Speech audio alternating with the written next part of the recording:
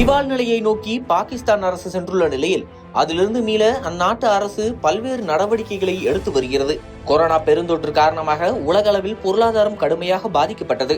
அதிலிருந்து உலகம் மீண்டு வந்த நிலையில் உக்ரைன் ரஷ்யா போர் ஆரம்பமாகி மீண்டும் உலகளாவிய பொருளாதார நெருக்கடியை அதிகரித்தது. அதிலும் பாகிஸ்தான் போன்ற நாடுகள் இந்த பொருளாதார நெருக்கடியில் அதிகமாக பாதிக்கப்பட்டது.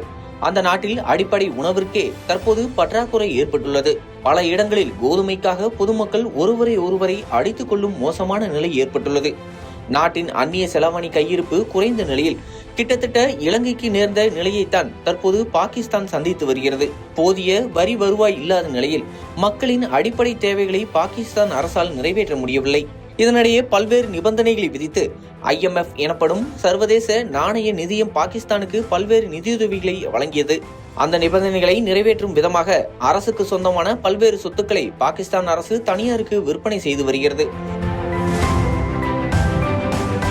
சில நாட்களுக்குள் அரசுக்கு சொந்தமான விமான நிறுவனத்தை தனியாருக்கு விற்பனை செய்தது. அடுத்ததாக எரிசக்தி, மின் விநியோகம், வங்கி போன்ற துறைகளில் உள்ள அரசு நிறுவனங்களையும் தனியாருக்கு விற்கும் முயற்சிக்கு அந்நாட்டு அமைச்சரவை ஒப்புதல் அளித்துள்ளது. பாகிஸ்தானில் கடந்த ஓராண்டில் மட்டும் 1.25 கோடி மக்கள் வறுமை கோட்டுக்கு கீழே சென்றுவிட்டதாக உலக வங்கி அதிர்ச்சி தகவலை வெளியிட்டிருப்பது குறிப்பிடத்தக்கது.